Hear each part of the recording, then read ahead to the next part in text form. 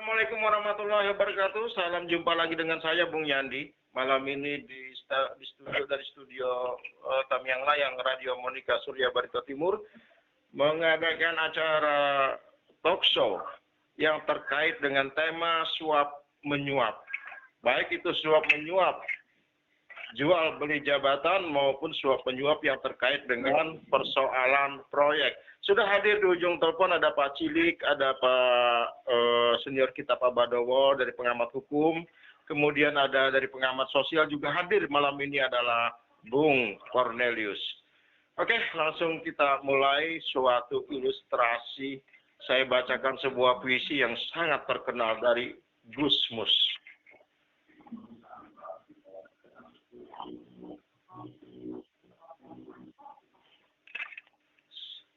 Di negeri amplop, Aladin menyembunyikan lampu wasiatnya. Samson tersipu-sipu, rambut keramatnya ditutupi topi rapi-rapi. David Copperfield dan Houdini bersembunyi rendah diri. Entah, andai kata Nabi Musa bersedia datang membawa tongkatnya. Amplop di negeri amplop. Mengatur dengan teratur. Hal-hal yang tak teratur menjadi teratur. Hal-hal yang teratur menjadi tak teratur. Memutuskan putusan yang tak putus. Membatalkan putusan yang sudah putus. Amplop menguasai penguasa. Dan mengendalikan orang-orang biasa. Amplop membeberkan dan menyembunyikan, mencairkan dan membekukan, mengganjal dan melicinkan. Orang bicara bisa bisu. Orang mendengar bisa tuli. Orang alim bisa nafsu. Orang sakti bisa mati. Di negeri amplop mengamplopi. Apa saja dan siapa saja. Karya Gusmus. Demikian sebuah karya yang sangat terkenal sekali dari seorang Gusmus. Di mana sering kita lihat dalam tayangan media, beberapa pejabat di negara ini terpaksa berurusan dengan hukum karena masalah suap menyuap. Kuatnya godaan jabatan seringkali membutakan nurani kejujuran hingga menempuh berbagai upaya demi meraih kekuasaan bahkan dengan jalan menyuap. Sejatinya kita menikmati proses dan memahami bahwa tidak ada jalan instan untuk meraih kekuasaan, untuk meraih kesuksesan, untuk meraih sesuatu. Untuk itu maka kita memiliki sikap menghargai proses dan menikmatinya tanpa melakukan upaya mencari jalan pintas seperti menyuap. Karena itu sabar akan mampu menutup pikiran kita untuk menempuh jalan pintas dalam meraih kekuasaan. Tapi apa yang terjadi selama ini yang kita lihat adalah berbanding terbalik. Kita menyadari jabatan itu adalah amanah dan sebuah amanah akan dipertanggungjawabkan, maka kemungkinan kita menyalahgunakan kewenangan dari jabatan yang kita duduki itu akan terjadi. Selama keimanan masih ada di dalam sanubari. Mungkin kita masih ingin bertanya kepada hati nurani. Di manakah, hai hati nurani kamu berada? Pak Cilik. Iya, ini. Ya. Akhir-akhir ini ramai sekali yang namanya media-media. Kemarin terakhir kita baca media di Probolinggo ya, kalau tidak salah ya. Itu ada kasus suap menyuap jual beli jabatan. Yang terakhir justru tetangga kita nih di Kabupaten Hulu Sungai Utara di Amuntai. Ternyata lebih heboh juga ini. Kasus menyuap masalah pengadaan barang dan jasa. Apa pandangan Pak Cilik terhadap cermin politik yang ada sekarang ini? Kok ramai sekali masalah suap menyuap ini, Pak? Terima kasih Bung Yandi. Assalamualaikum warahmatullahi wabarakatuh. Selamat malam dan salam sejahtera untuk kita semua. Nah, tentang suap menyuap ini menurut pandangan saya bahwa ini adalah praktek yang tidak bagus kan gitu. Praktek yang tidak bagus. Artinya praktek yang tidak populer. Misalnya suap menyuap dalam proyek, akhirnya proyek tersebut tidak bisa maksimal dilaksanakan kerjaannya karena yang jelas pemborong tidak mau rugi kan. Betul. Nah, kemudian masalah jabatan. Kalau suap menyuap masalah jabatan ini, itu nanti yang dapat jabatan tidak bisa kerja dengan maksimal untuk melayani masyarakat. Karena apa? Karena yang bersangkutan merasa sudah mengeluarkan dana. Dan akhirnya mereka juga mau mengembalikan dana tersebut kan. Betul sekali. Sehingga artinya mereka tidak bisa maksimal untuk menjadi pelayan publik yang betul-betul amanatkan dalam undang-undang kepegawaian kan begitu. Iya, betul. Nah, jadi sehingga itulah sebenarnya praktek-praktek yang suap menyuap ini sangat tidak elok lah. Sangat tidak bermanfaat sebenarnya untuk itu dilaksanakan gitu. Sangat tidak elok dan sangat tidak bermanfaat ya Pak Sidik ya. Iya, Oke. artinya intinya hasil tidak bisa maksimal. Tidak bisa sesuai dengan apa yang kita harapkan hasilnya kan gitu. Oke, ya. Oke. Kalau masalah proyek, otomatis proyek tersebut tidak bisa dilaksanakan secara maksimal. Karena mereka pemborong itu tidak mau rugi kan. Iya. Kalau sudah sekian persen yang diberikan, otomatis mereka mengurangi volume kerjaan atau kualitasnya yang dikurangi kan gitu. Oke. Demikian juga kalau untuk jabatan Bung Yandi. Jabatan. Nah, ini yang penting ini. Jabatan ini bagaimana? Ya, kalau jabatan ini otomatis mereka setelah duduk sebagai pejabat, mau tidak mau mereka ya istilahnya mengembalikan modal yang mereka keluarkan untuk menyuapkan gitu. Oke, sudah saya tangkap poinnya, ya. Ya, artinya paling tidak mereka istilahnya itu kembali modal. Kapan perlu cari untung lagi kan? Kalau kembali modal itu susah ya, kalau tidak dapat keuntungan ya. Iya. Artinya sesuai dengan hukum dagang mereka pasti cari untung. Cari untung. Ya, oleh sebab itu pelayanan mereka terhadap publik tidak bisa maksimal. Tidak bisa maksimal. Nah, saya kira itu saja pandangan saya terhadap suap menyuap ini, Bung Yandi. Baik, sementara Pak Badowo terjatuh, kita hubungin kembali dulu.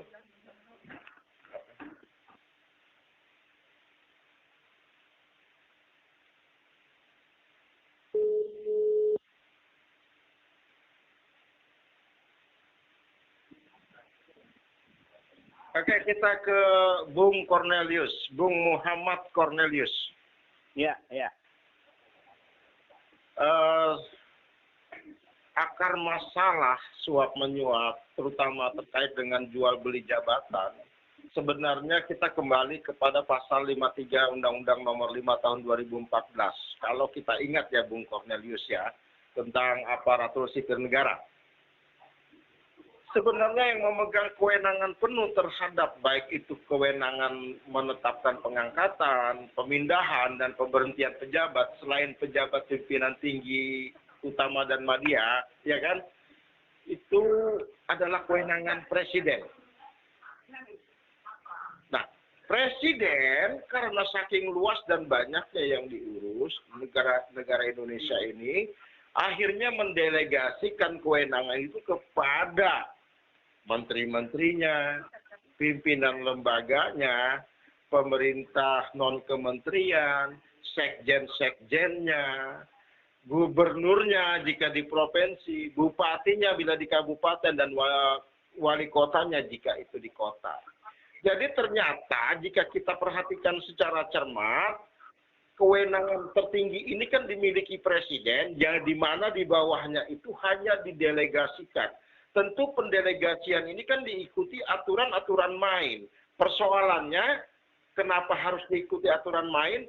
Itu juga sudah terjabarkan dalam Undang-Undang Nomor 5 Tahun 2014 dan peraturan pelaksanaannya. Persoalan yang sekarang muncul, mereka sering mengatakan itu hak prerogatif katanya. Hak prerogatif mengangkat pejabat-pejabat itu adalah sesuai kehendak hatinya. Benarkah itu, Bung Cornelius? Ya, assalamualaikum dulu lah, salam sehat. Nah, jadi menurut kita begini, saya terima kasih itu dari anggota perwakilan kita. Jadi beliau pernah di dua posisi, sekarang di perwakilan. Nah, dulu beliau juga seorang pejabat pemerintah, pernah jadi kepala dinas. Nah, jadi bersejak dari pengalaman beliau, makanya beliau bilang itu tidak elok. Nah, jadi saya juga karena suap penyuap masalah proyek, saya juga mantan pemborong, mantan kontraktor. Jadi saya tahu betul.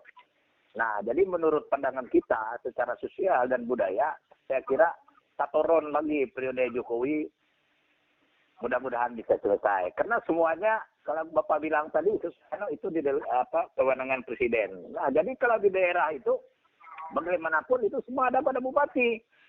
Nah, jadi kalau pimpinannya mau sikat habis atau pimpinannya mau disiplin sesuai dengan aturan yang ada, itu tidak akan terjadi. Tapi kalau pimpinan daerahnya masa bodoh, ya terus-menerus terjadi. Kayak proyek jalan, contohnya beberapa jalan. Jadi seharusnya itu 5 tahun, ya 2 tahun sudah selesai. Karena suap tidak menyuap dan itu tidak tabu. Hampir seluruh Republik Indonesia menurut saya, pengamatan saya itu masih terjadi sampai saat ini. Baik di tingkat kabupaten, provinsi, apalagi di tingkat pusat karena susah pengontrolannya. Jadi itu masih terjadi. Jadi itu tergantung kepada pimpinan masing-masing. Kalau pimpinannya punya niat, punya hati nurani yang membangun, punya hati nurani yang terbuka, itu tidak akan terjadi. Nah, itu menurut amatan saya. Karena kita lihat baru-baru ini, kita lihat ada beberapa pejabat negara, mantan pejabat negara, yang akhir-akhir ini kalau kita lihat itu Bapak Alex Nurdin, Bapak Aziz Samsudin, itu masalahnya itu semua. Iya, betul. Dan juga terjadi di mana-mana, yaitu jadi susahlah kita bilang, jadi tidak tabu. Jadi ini kembali bagaimanapun kita, kalau pimpinan daerahnya, pimpinan yang tertinggi tidak punya apalah saya bilang. Saya bukan niat baik tadi, niat baik ya. Niat baik. Nah, itulah. Jadi saya tidak menuding bahwa pimpinan daerah kita tidak punya niat baik, tapi harus kerjasama. Jadi dari pimpinan sendiri. Nah, kalau terjadi di Batu Timur itu misalnya ada ketegasan, contohnya waktu saya jadi kontraktor kan, nah jadi harus dipotong 10% dulu. Kalau enggak 10%, kita nggak akan dapat proyek. Nah, dan itu tidak tabu sampai saat ini. Jadi diselubungi dengan wah begitu begini, tapi tetap pada kenyataannya siapa yang store duluan, inden itu yang dapat. Jadi itu menurut saya pengamatan saya secara sosial, Bang Yandi. Oke. Terima kasih. Itulah pandangan saya sementara. Oke, standby. Pak Senior, Pak Badawa. Halo, Pak Badawa. Pak Senior. Pak Senior. Oke, kita lewat dulu sebentar. Mungkin beliau lagi ada kesibukan dan ada yang sambil dikerjakan. Pak Cilik. Halo. Ya, halo. Pak Cilik. Ya. Apakah beberapa tahun terakhir ini kita banyak mendapat keluhan dari kontraktor lokal di Tamiang Layang bahwa mereka mendapat pekerjaan, kemudian pekerjaan itu kebanyakan dilaksanakan oleh pemborong dari luar. Bahkan kalaupun misalkan ada pemborong atau kontraktor yang ada di sini hanya sekedar menggunakan nama CP-nya atau PT-nya saja, sementara yang mengerjakannya bukan mereka. Apakah keluhan-keluhan bagaimana Pak Cilik menanggapi keluhan-keluhan ini sebagai anggota legislatif, Pak, selama ini? Terima kasih, Bung Yandi. Artinya selama saya duduk di DPR, sebenarnya telinga ini hampir tuli terhadap keluhan-keluhan masyarakat kita kan. Ya. Terutama para kontraktor yang ada di Barito Timur. Mereka sudah hampir 10 tahun ini tidak pernah dapat kerjaan kan. Rata-rata orang dari luar yang dapat. Ya, kita DPR sudah menyampaikan ini kepada pihak eksekutif supaya bisa, ya bagaimanalah mengaturnya kan. Karena pelaksanaan kegiatan-kegiatan itu ada pada eksekutif, dan DPR itu hanya tentang pembahasan anggaran saja, Bung Yandi.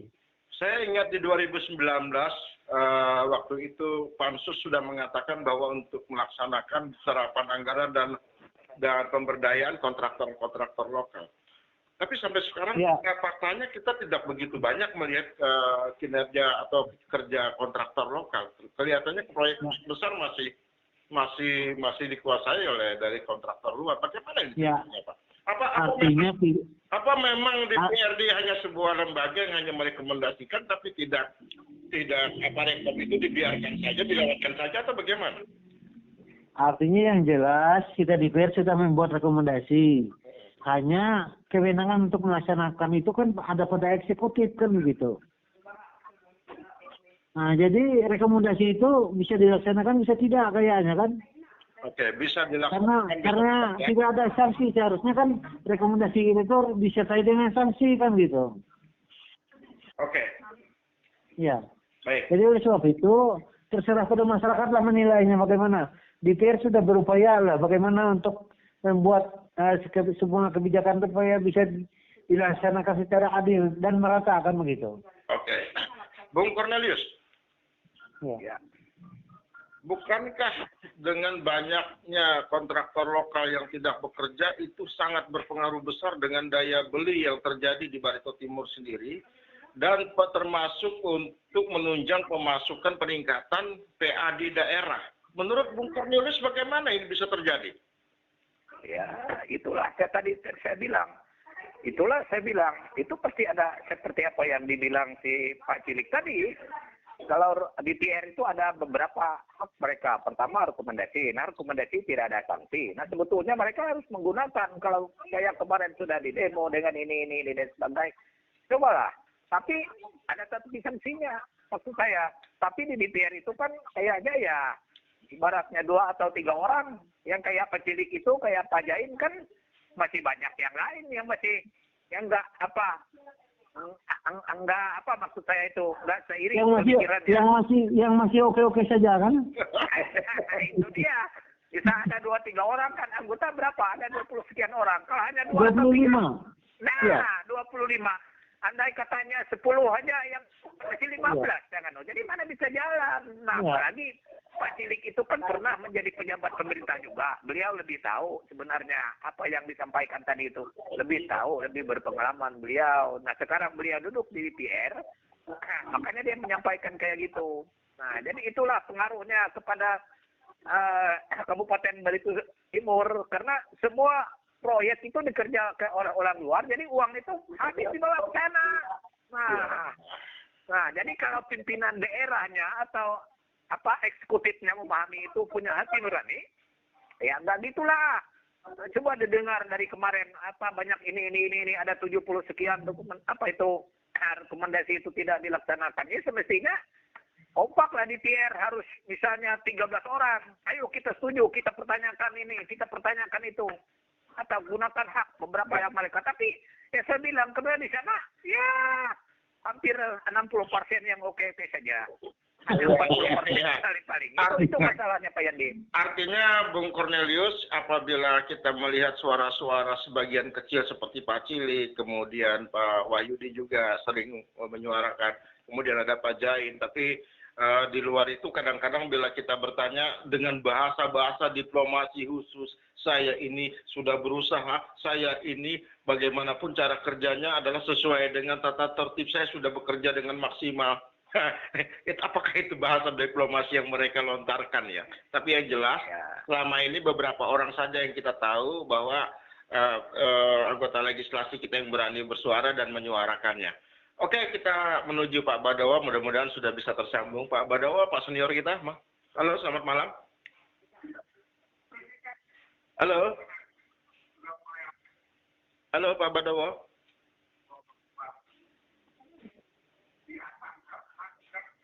Halo Pak Badawa.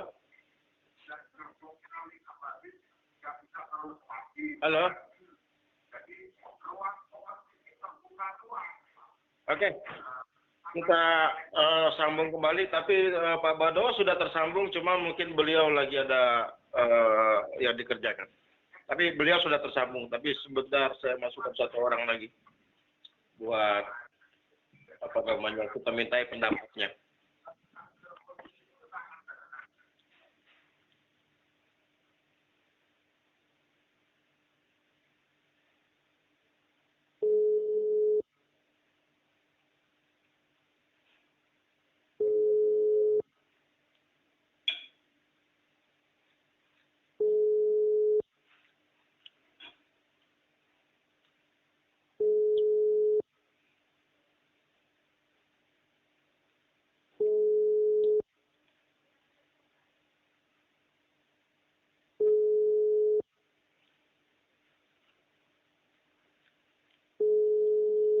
Nomor yang Anda tuju sedang tidak dapat.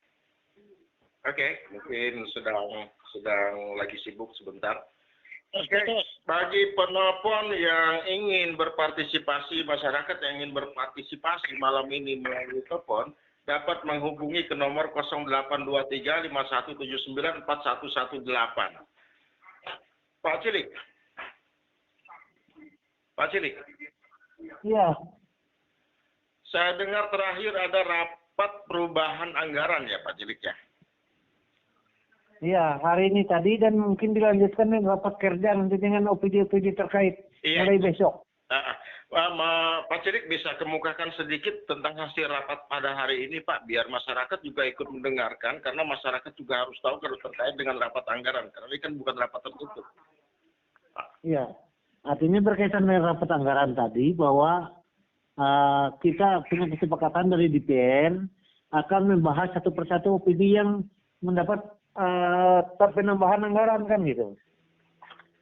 Oke, penambahan anggaran ya Pak ya. Ya.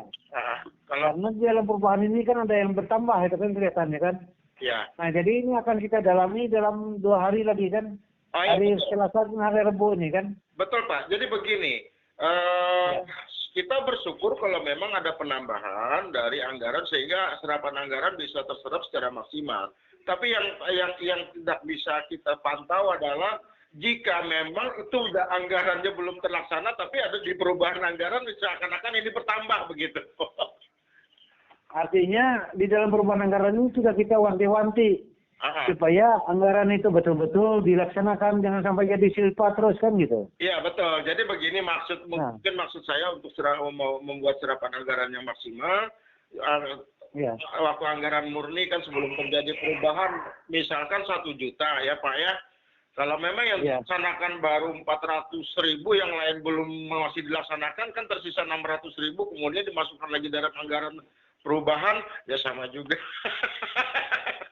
Gimana? Artinya begini Bung, yang di dalam perubahan anggaran ini dari anggaran murni kemarin ada yang OPD yang istilahnya kekurangan anggaran kan gitu. Betul. Ada program yang belum terlaksana itu yang ditambah kan? Yang belum terlaksana, ya kan? Nah, mudah-mudahan yang belum terlaksana itu memang memang serius dilakukan anggaran sehingga daya beli kita juga bisa meningkat apabila itu. Iya, makanya itu ini kita dalami bagi yang ada penambahan ini besok kan. Memang agak beda ya Pak Ciliknya, kali ini per OPD ya. Ya, ini akan kita bahas per OPD mulai besok kan gitu. Iya, karena saya teringat bahwa Pansus sekarang juga menyorotnya per OPD, bukan secara global lagi. Iya. Iya, betul sekali. Oke, Bung Cornelius. Kita masih berkutat pada masalah saya ada mengutip pendapatnya Pak Firly, Ketua Komisi Pemberantasan Korupsi KPK ya. Pak Firly Bahuri. Jadi jual beli jabatan masih menjadi masalah di daerah kata beliau. Jadi kepala daerah biasanya memanfaatkan kewenangan untuk mencari uang dengan menawarkan kursi jabatan. Jadi Pak Firly ini juga menganalogikan kepala daerah memperdagangkan jabatan sebagai tukang peras. Itu menurut Pak Firly ya, bukan kata kita ya Pak ya. Itu Pak Firly mengatakan, Ketua KPK menganalogikan kepala daerah yang memperdagangkan jabatan itu sama dengan tukang peras. Bagaimana menurut pendapat Bung Cornelius. Nah, itu dia. Artinya ini sudah tidak tabu lagi. Iya. Karena sistem di Republik ini, setiap ingin menjadi kepala daerah itu dia keluar modal besar-besaran. Jadi tidak ada kepala daerah yang tidak mengeluar modal.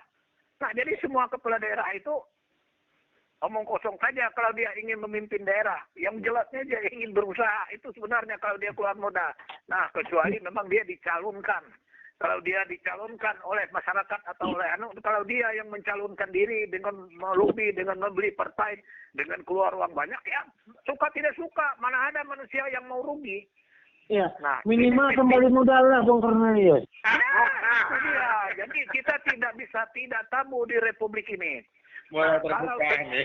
itu permasalahan. Memang Pak Fitri itu tepat. Nah, jadi kalau seandainya walaupun itu kita sudah tahu, tapi jangan hanya ada di daerah provinsi presiden. Coba kalau terdapat misalnya di beberapa kabupaten sikat kalau ketuaan gitu, nggak ada lagi. Tapi ini bisa masih seperti apa yang dikatakan Pak Hari, masih tebang pilih, masih KPK itu tebang pilih. Coba KPK itu di setiap kabupaten ada perwakilan, diintip semua, disadap semua.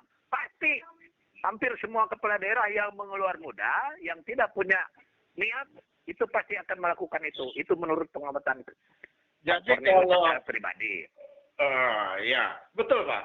Jadi biasanya indikasinya itu kalau menurut para ahli, kenapa terjadi jual beli jabatan itu, kita bisa melihat dari kesat mata. Apakah setiap pengangkatan pejabat itu sesuai dengan prosedur atau tidak? Kalau banyak menyalahi prosedur dan aturan permainan peraturan perundang-undangan, itu indikasi besar telah terjadi penyalahgunaan wewenang, bahkan bisa jadi terjadi penyuapan. Bukankah begitu apa yang dikatakan para ahli dan Pak Firly ini sendiri sudah mengarah pada suatu kebenaran ya Pak Cornelius ya? Itu sudah pasti, Pak, tidak tabu lagi. Anak TIKA aja ngerti. Anak TIKA saja ngerti. Gitu. Anak TIKA aja mengerti. Sekarang sistem Republik ini, kalau tidak dirubah, sistem Republik ini, pemilihan DPD aja sudah pakai suap menyuap. Pemilihan kepala desa, lihat di Jawa. Mau jadi pejabat kepala desa, harus bawa uang 20 juta. Apalagi kalau mau jadi kepala dinas, kalau nggak ada 50 juta, nggak ada 100 juta, itu omong kosong. Tidak ada karena kepintaran jadi kepala dinas, Pak. Ini fakta. Jadi saya mau berani belak-belakan. Itu fakta. Betul sekali. Apalagi kita sudah baca-baca di media, bahkan itu pernyataan dari KPK sendiri ya. Oh ini jadi kepala desa saja harus mengantarkan hadiah ya. Apalagi jadi kepala dinas kan begitu. Iya, jangan kan kepala desa aja jadi ketua RT.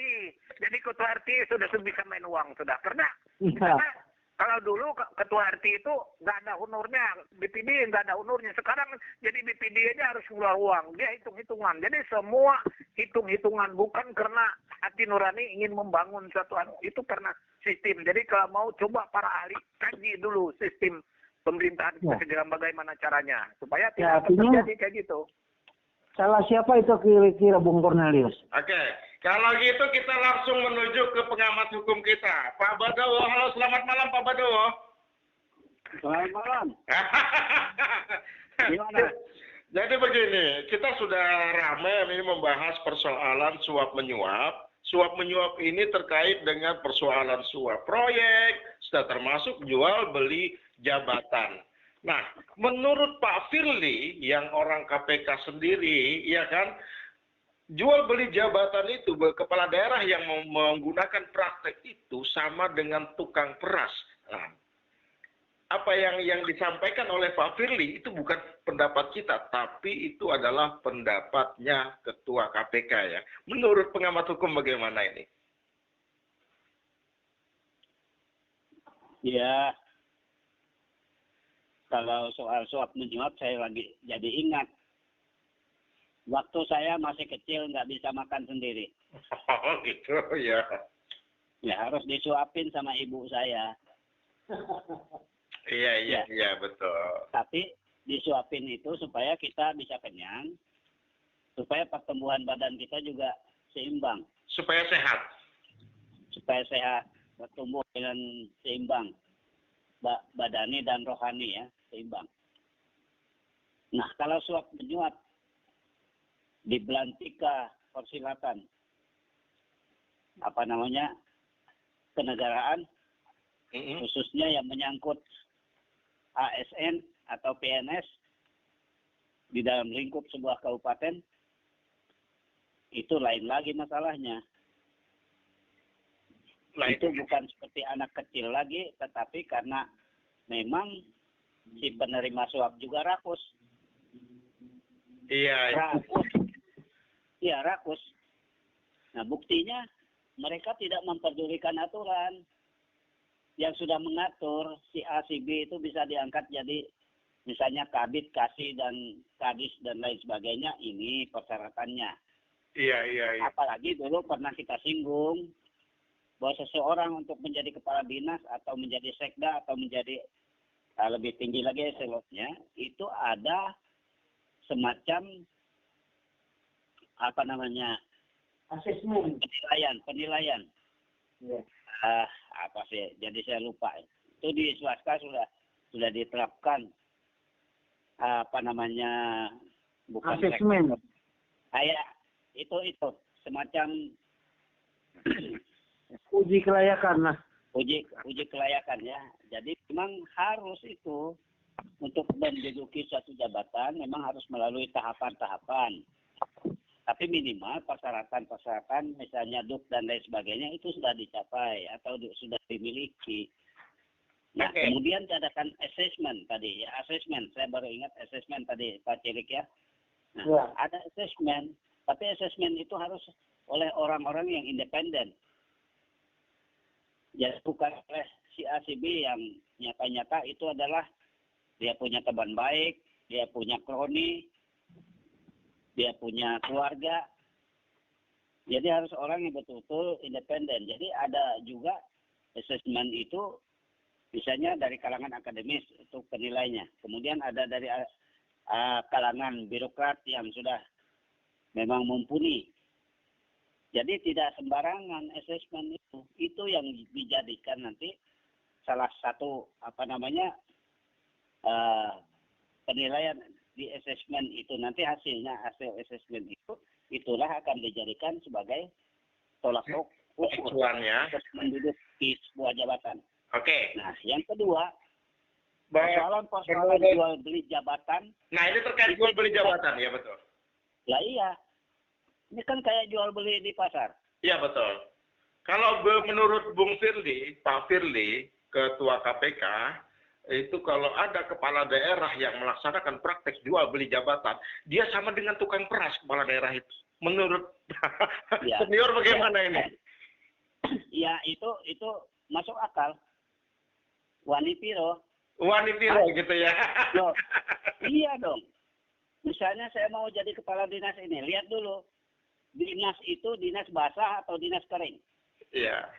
Jadi seakan-akan prakteknya seperti seakan-akan memiliki hak prerogatif di tangan dia gitu loh. Ya itulah, makanya itu tadi saya bilang. Sebetulnya itu semua sudah ada aturan main. Ada relnya. Tapi kalau ada jual beli jabatan itu sudah tidak di atas rel lagi. Betul. Nah, jadi persoalan ini bukan hanya di daerah Kalimantan Tengah. Saya 27 tahun di Kalimantan Selatan.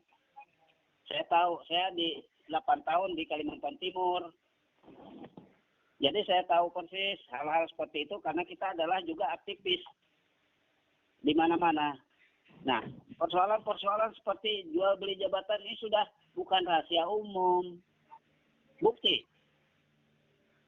Jadi masalahnya sekarang menurut Bung Senior, masalahnya ternyata kira-kira ini ya, dari uraian tadi ya, pejabat politik yang berperan sebagai pejabat pembina kepegawaian itulah pangkal masalahnya. Apakah di situ pangkal masalahnya? Jadi kan persoalan-persoalan ini kan muncul ketika seseorang memang ingin menjadi misalnya pejabat di anu.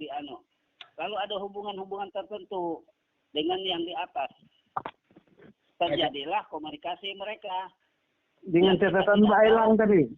Iya, ada Mbak Elang, ada misalnya manggut-manggut, ada yang jual-jual muka, jual tampang. Nah, jadi kan akhirnya apa? Ini ada gelagat menjual. Ya, Iya, ada jual gelagat tadi ya. menjual, lalu pasti ada pembeli. Iya.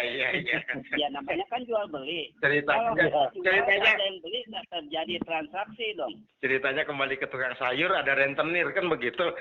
Ya, iya. Jadi kan ada jual beli itu pasti ada dua pihak yang menurut mereka masing-masing punya kepentingan dan punya keuntungan masing-masing. Sehingga kadang-kadang aturan itu akhirnya tidak digunakan, tidak dipakai. Nah, kenapa? Karena ada itu tadi. Nah, persoalannya tadi di chat itu ada saya lihat, Bung Yadi bilang kelihatan enggak, tapi baunya ada, ya kayak kentut.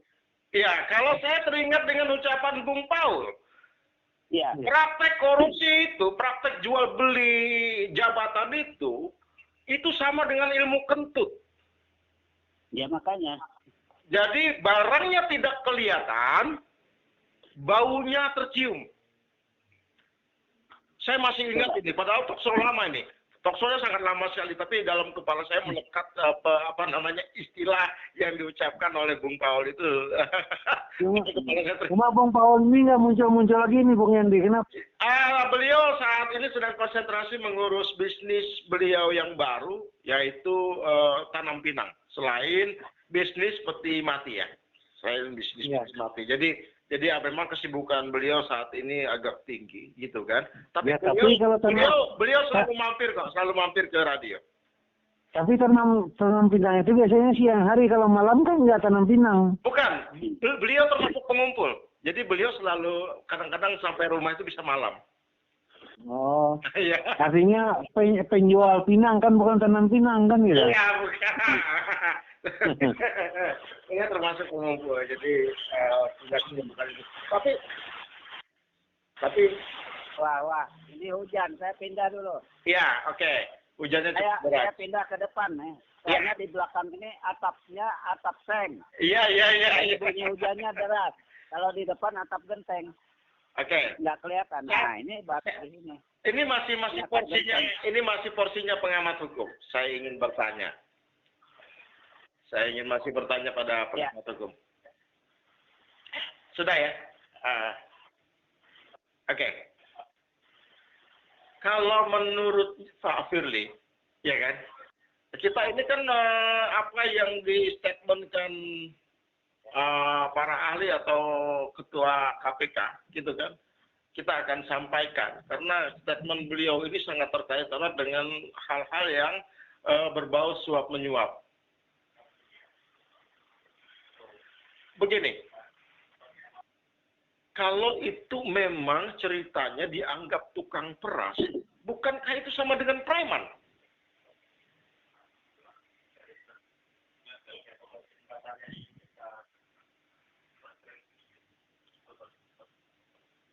Atau kita namakan itu preman berdasi ya? Mungkin Mbak Bu, kembali ke ini dulu, ke Pak Cilik. Halo? Bung Cornelius? Halo, Bung Cornelius masih standby? Halo? Karena cuacanya agak ini ya. Bung Cornelius masih standby?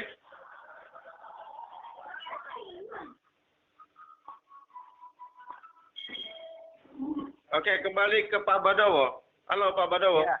Sudah agak lumayan ya penerimaannya. Ya. Oke. Pak Badowo. Gimana? Saya ingin menanyakan kepada pengamat hukum ya. Pertanyaan ini juga sama saya tanyakan tadi dengan Bung Cornelius. Akar masalah jual beli jabatan itu ialah pasal 53 Undang-Undang Nomor 5 Tahun 2014 tentang aparatur sipil negara. Di situ Presiden menyebutkan bahwa pemegang kekuasaan tertinggi pembinaan ASN dapat mendelegasikan kewenangan menetapkan pengangkatan, pemindahan, dan pemberhentian pejabat kepada menteri-menterinya, kepada sekjen-sekjennya, kepada gubernur-gubernurnya, kepada bupati-bupatinya, kepada wali kota-wali kotanya. Kalau mencermati pasal ini, kalau kita bedah secara mendalam pasal ini, sebenarnya hanya pelimpahan kewenangan, hanya bersifat delegasi dari presiden. Sebenarnya yang memiliki kewenangan penuh itu adalah presiden untuk melakukan promosi, pemindahan, pengangkatan. Semua itu kewenangan presiden. Tapi kewenangan itu sebagian didelegasikan kepada bawahannya. Persoalannya, berseiring dengan didelegasikannya kewenangan itu ada aturan yang melekat. Nah, apabila sesuai dengan aturan yang melekat ini, maka boleh dikatakan bahwa tidak ada persoalan. Kan begitu menurut kacamata pengamat hukum bagaimana. Tetapi sebaliknya, jika memang ada persoalan, banyak pangkat yang kita temukan tidak layak untuk menjabat, tapi ternyata dijabat. Pangkat yang lain ternyata masih ada, tapi tidak diangkat, gitu kan? Ada orang yang jauh lebih pintar, kata orang profesional dan sesuai keahlian, tapi tidak diangkat. Tapi justru orang yang belum tentu memegang bidangnya itu diangkat. Bukankah ini sangat sangat berujung pada ketidakprofesionalan sehingga dapat berimbas pada yang namanya pelayanan publik dan berdampak pada pembangunan itu sendiri. Dari kacamata pengamat hukum bagaimana Pak Senior? Ya, jadi kan jelas saja. Kan pendelegasian wewenang itu ada aturannya. Berarti bukan jadi, hak prerogatif ya? Bukan hak prerogatif gitu. Walaupun sudah didelegasikan kepada misalnya gubernur, bupati, wali kota, itu tidak bisa juga gubernur, bupati, wali kota itu semaunya dewe. Semau udelnya. Tapi sesuai aturan itu tetap ada. Ya. Misalnya dari segi duk saja, itu kan kelihatan. Betul sekali.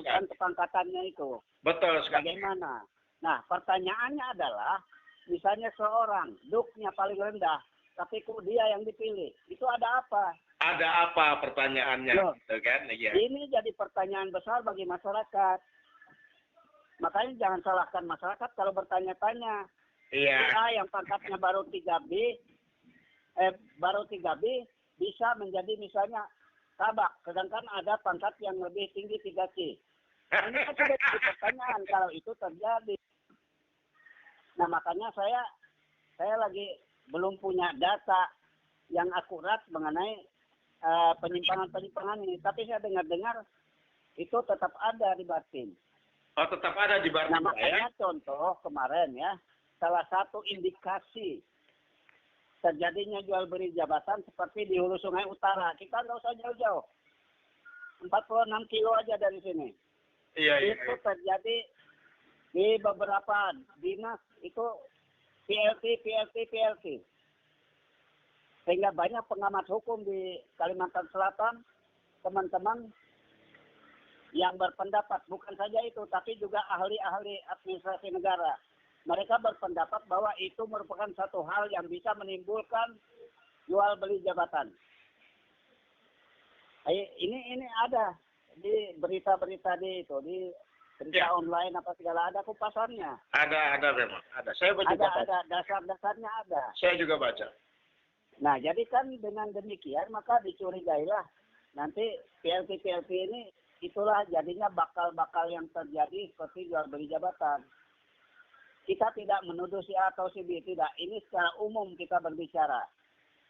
Dan satu pertanyaan adalah di Barito Timur, kenapa terlalu banyak PLT? Kalau kita lihat kilas baliknya, berarti di Barito Timur ini sangat sedikit manusia yang mampu memegang jabatan tersebut. Iya. Ya, ini fakta kan. Nah, iya, kalau PLT itu aturannya dia juga tidak bisa mengambil satu keputusan. Termasuk menggunakan anggaran, Bung. Termasuk menggunakan anggaran, Bung. Iya, termasuk, ya. Dalam hal menggunakan anggaran dia juga terbatas kekuasaannya.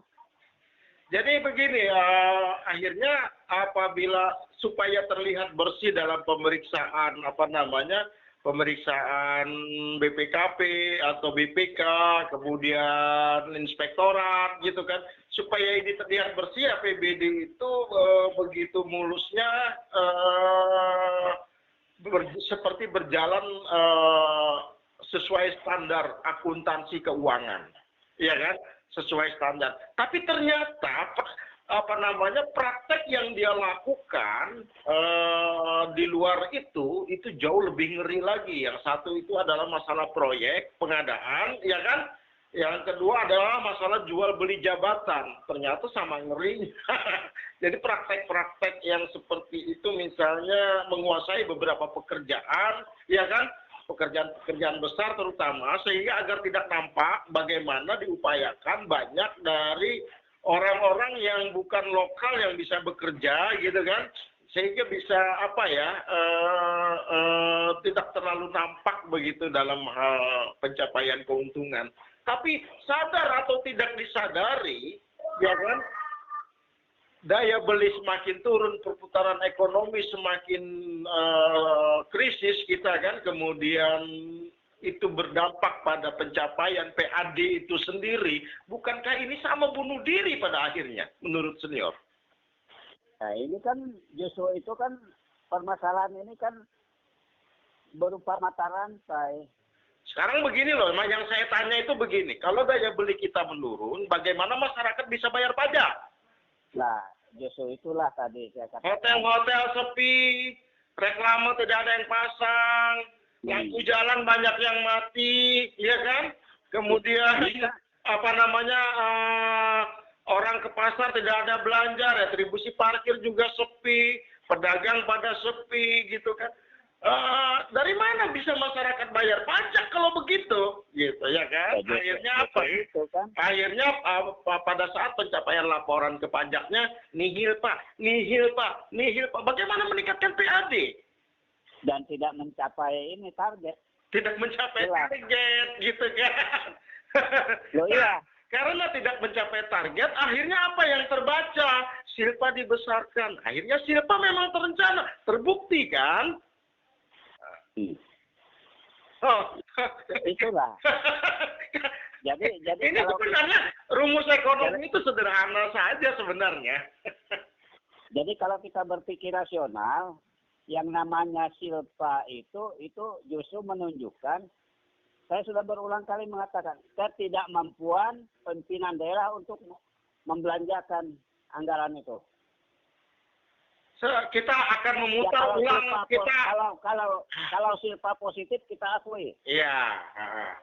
Silpa positif, misalnya ini satu proyek misalnya jalan 1 miliar. Iya. Lalu ada yang nawar 800 juta dan itu menang, berarti sisa lebih anggaran 200.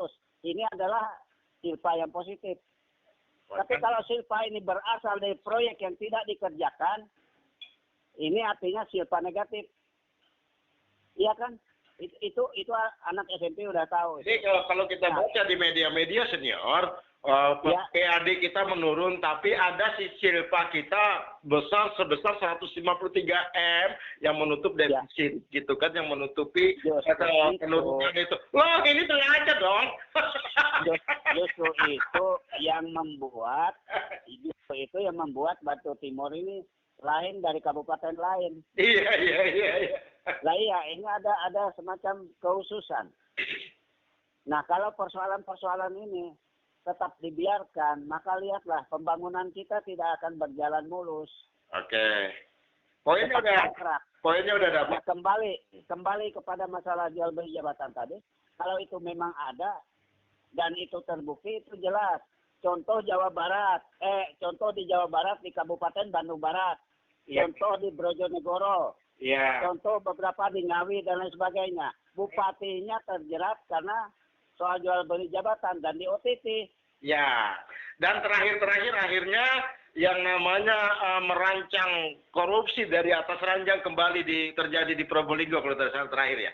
Ya itu yang terakhir di Probolinggo kena. Iya kan? Suami istri kan? Iya, suami istri. Nggak usah jauh, di Bontang juga. Iya. Di Bontang juga. Oke, Jadi persoalan-persoalan seperti ini memang sangat miris kalau kita melihat, mendengar isu-isu jual beli jabatan. oke. Nah, itu jelas sudah ada gratifikasi dan lain sebagainya. Dan jelas itu melanggar Undang-Undang Nomor 3199 Ya, untuk Undang-Undang 20 2001 tentang pemberantasan tindak pidana korupsi. Karena bukan hanya korupsinya saja, tapi kolusi dan nepotisme itu juga masuk dalam undang-undang ini. iya. Jadi jangan salah. Ya, Misalnya artinya, ini proyek, misalnya harus dikerjakan kroni saya. Nah, ini kan kolusi. oke. Atau keluarga saya, ini kan nepotisme. Oke. Ini yang harus dibongkar di Barito Timur. Baik. Kalau gitu saya kembali ke Bung Cornelius. Bung Cornelius. Ya. Dari uraian yang sudah kita diskusikan, dari Pak Cilik, Bung Cornelius, sampai kepada Bung Senior, ya kan, Pak Badowo, ada beberapa hal yang kita cermati. Pertama, praktek jual beli itu bisa kita lihat misalnya dari banyaknya PLT. Ini sangat rawan sekali, ya kan? Seperti yang disampaikan Pak Badowo. Yang kedua dari bidang pekerjaan. Siapa yang ngerjainnya nih? Kroninya atau bukan? Orang luar atau bukan? Kan begitu. Nah, ini bidang pekerjaan proyek termasuk pengadaan. Juga termasuk hal-hal yang terkait dengan Sebentar saya potong sedikit ya. ya. Dikatakan orang luar tadi. Jadi orang luar ini tidak mungkin dia kerja di Barito Timur kalau dia tidak ada kenalan dekat petinggi-petinggi di sini. Itu jelas sudah kolusinya. Ya, makanya saya coba tarik benang. Tinggal bagaimana cara membuktikan itu. Ya, saya coba Nah, persoalan ini saya sedikit ya. Persoalannya belum ada yang berhasil. Ya, di Hulu Sungai Utara sedang ditelisik ini masalah-masalah ini. Kenapa? Karena kami ada kumpulan advokat di Kalimantan Selatan menelisik bagaimana terjadinya di Hulu Sungai Utara. Nah, persoalannya adalah kenapa sampai KPK kok bisa turun OTT ke kabupaten? Ya. Mana polisi, mana jaksa? Nah, persoalannya adalah Pimda itu, Forum Komunikasi Pimpinan Daerah itu kan bupati, kejaksaan, Polres, Kodim, dan juga pengadilan. Jadi kan persoalannya kami di sana di Kalimantan Selatan, saya baru pulang tadi malam, itu mendapati bahwa tidak mungkin jeruk makan jeruk.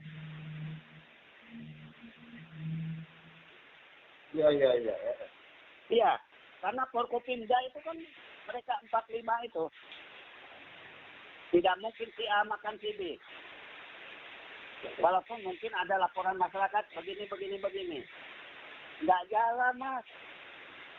Nah, makanya kenapa sampai KPK bisa turun sampai kabupaten dan terjadi OTT.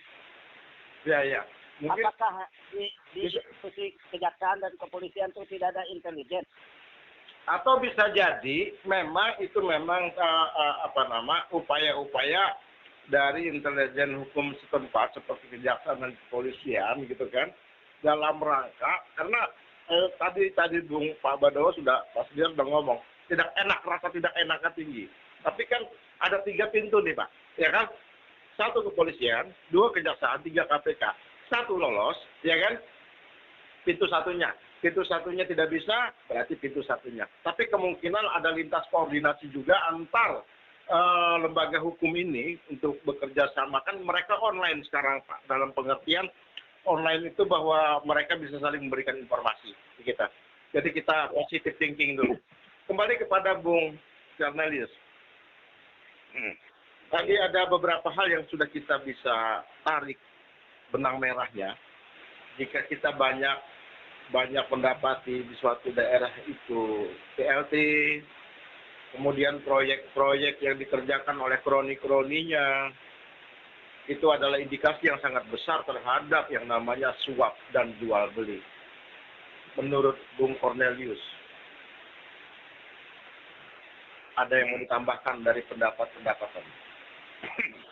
Saya mau menambahkan, saya mau mempertajamkan Ya, apa dikatakan oleh Ketua KPK itu. Ya. Nah, jadi Ketua KPK, Pak Prilly, mengatakan bahwa itu pemerasan.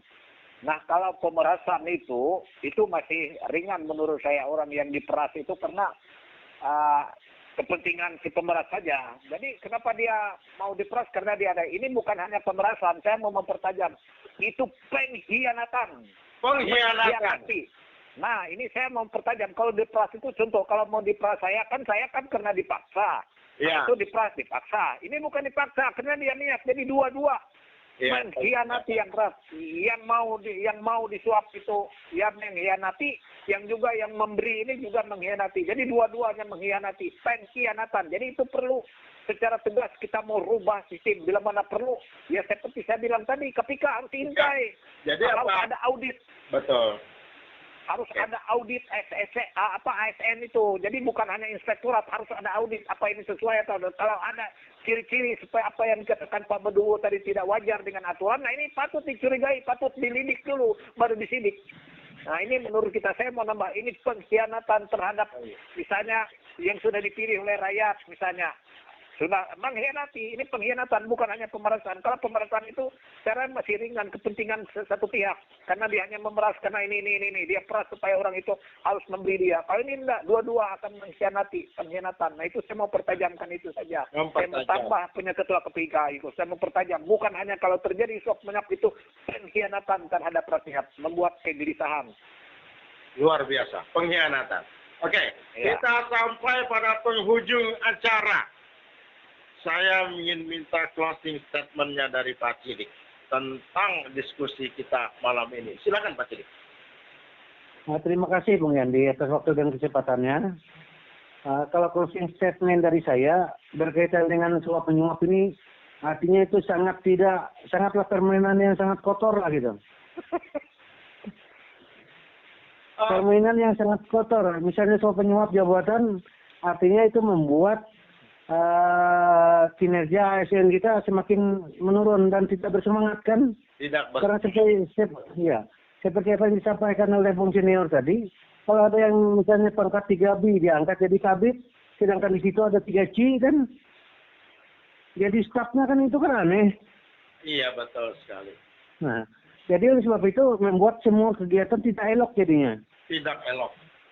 Iya. Sangat tidak. Kemudian artinya kemudian yang dalam suap menyuap tentang proyek ini berakibat kepada kualitas kerjaan itu, kualitas pembangunan itu tidak bisa maksimal kan gitu. Oke. Sehingga masyarakat yang dirugikan kan begitu. Iya. Sehingga kita inginkan jangan adalah terjadi kalau di tempat kita, kalau tempat orang lain silakan aja kan. Silakan saja Pak ya. Oke. Iya. Kalau tempat orang lain, kalau ya mudah-mudahan di Barito Timur itu jangan sampai terjadi seperti itu kan. Dan jika pun misalkan ingin menilai, silakan masyarakat menilainya ya Pak ya. Ya, artinya silakan masyarakat yang menilai kan itu. Penilaian terakhir ada pada masyarakat kan gitu. Terutama kalau masyarakat. Oke. ya, misalnya suap menyuap jabatan, pertama kualitas kerjaan tidak bisa maksimal. Yang kedua, kasihan pengusaha lokal kita kan. Akhirnya orang yang berduit dari luar itu yang bisa menang kan gitu. Yang jelas itu kan imbasnya terjadi penurunan daya beli dan perputaran ekonomi yang tidak stabil. Iya, artinya itu imbasnya semua termasuk ekonomi masyarakat kan gitu. Imbas lebih jauhnya pada ekonomi makro kita, yaitu Iya. akan menurun, kemudian PAD juga akan menurun, sehingga otomatis silpa akan naik. Ya, artinya semuanya itu menjadi tidak enak kan, makanya tidak elok tadi kan. Tidak enak. Oke, kalau begitu poinnya Ya. sudah dapat Pak Cilik. Iya. Bung. Jadi mudah-mudahan di Barito Timur tidak terjadi seperti itu. Kita berharap Bung Yandi. Oke, mudah-mudahan. Bung Cornelius, Ya. closing statement-nya ditunggu. Nah, kalau saya begini Pak, ini bukan salah ibu mengandung. Nah, bukan salah ibu mengandung karena kadang-kadang rakyat juga pengkhianatan juga. Jadi jangan hanya jadi siapa yang pilih misalnya. Nah, jadi pilihlah pimpinan daerah nanti yang ke depan. Jadi kira-kira jangan hanya lihat dari casing luarnya kalau perusahaannya Anda ada. Nah, itu aja. Jadi kita tidak saling menyalahkan. Jadi semua yang salah. Jadi itulah ke depan rakyat itu harus hati-hati. Jangan hanya ada duitnya aja lah, Bung Cornelius. Nah, ini kebalikannya. Jadi bukan salah ibu mengandung. Nah, karena rakyat juga kalau pada waktu memilih itu hanya ada duit. Jadi dia tidak memikir ke depan siapa yang harus kita pilih. Nah, itu. Ya, artinya asal ada acengnya kan Jar. Nah, asal ada aceh, kada tahu kayak Pak Aceh ujung-ujungnya anyar. Iya. Terjadi. Iya. Iya. Nang hawariam, ujar orang Banyan, nang hawariam. Iya. Itu aja Bung Yandi. Jadi tidak ada yang salah. Jadi kembali kepada rakyat juga. Ya, oke. Karena dari rakyat oleh rakyat dan untuk rakyat. Betul. Kenapa dia dienali? Karena dia dulu. Jadi sama-sama. Jadi itulah saya bilang tadi sistem harus dirubah. Nah, ASN itu harus diaudit. Kalau sudah ada kecurigaan, kalau ini tidak wajar, kalau aturannya ini terjadi ini, nah itu seperti apa yang dikatakan Pak Beduwo tadi. Jadi harus dirubah sistem republik ini juga. Oke. Nah, coba para pakar-pakar hukum mencari jalan keluarnya. Karena ini pasti masih tetap terjadi. Pakar-pakar hukum kita minta closing dari pakar hukum kita. Pak Senior Bapak Dewo, silakan. Ya, baik.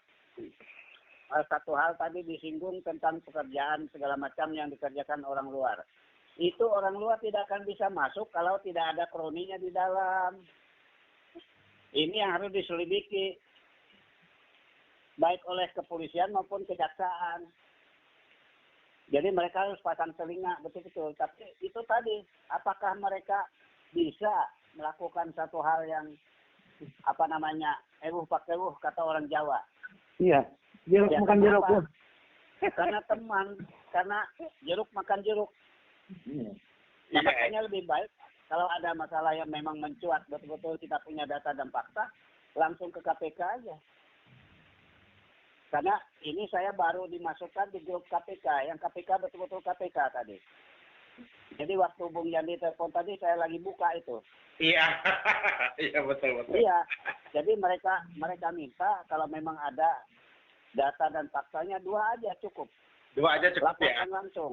Laporkan. Nah, jadi persoalan sekarang adalah bagaimana masyarakat juga harus memiliki kemampuan untuk juga mengawal pembangunan yang ada di Barito Timur supaya tepat sasaran dan tidak disalahgunakan oleh orang-orang tertentu yang hanya ingin mencari untung untuk dirinya pribadi dan kroninya tanpa melihat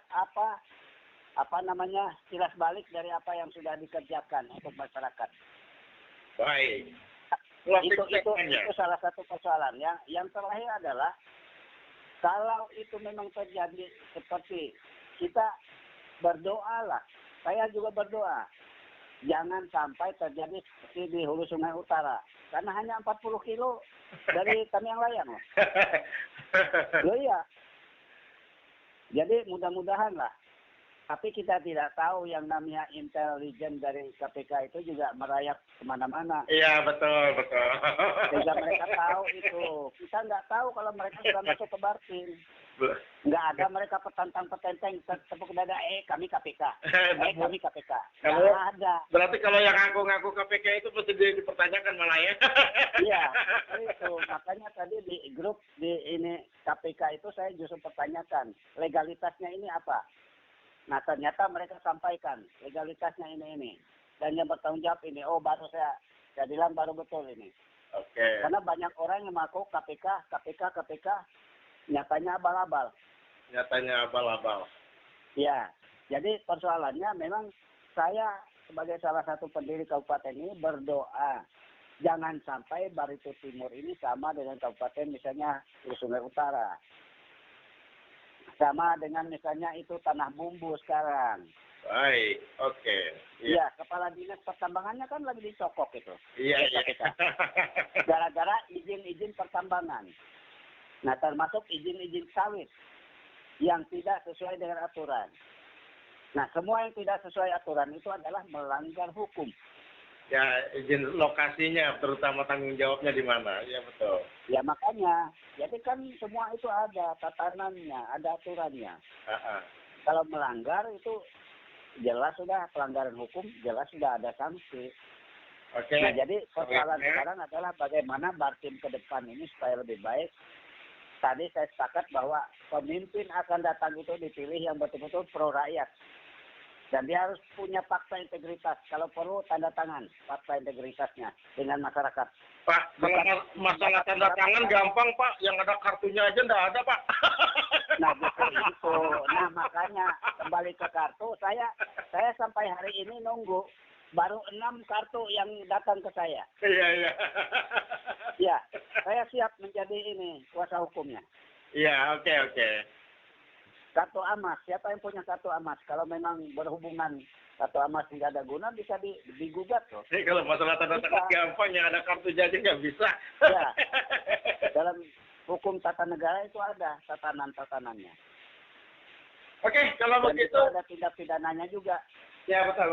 Closing statement langsung Pak. Pak Ya, Langsung, sudah selesai? Belum? oke. Silakan lanjut.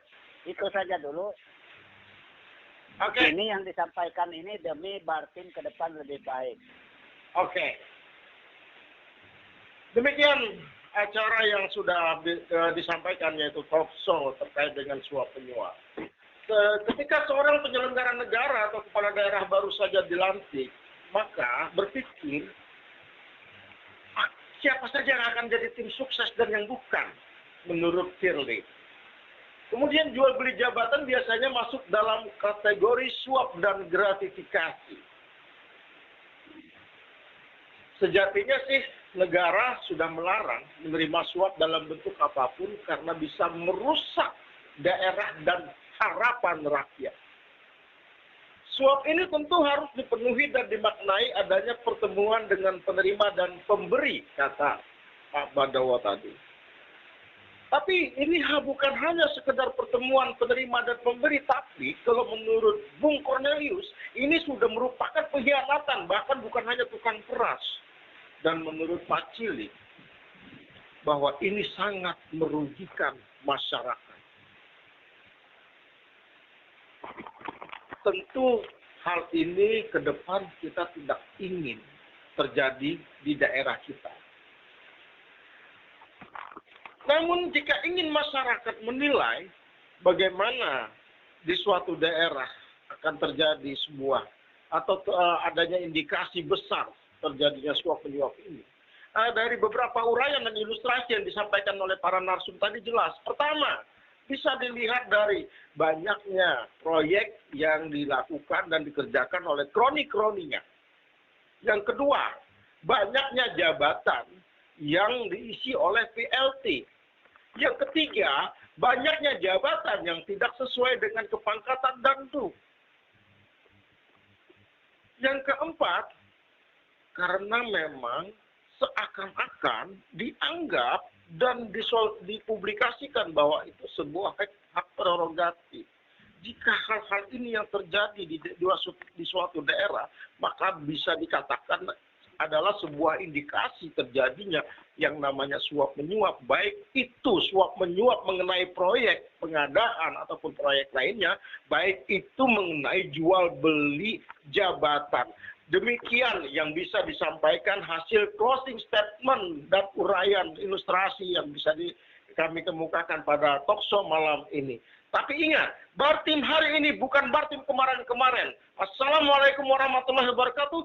Salam sejahtera, salam adil kata Lino Bacur Ramin Kasuruga, Batsengat Kajubata. Harus.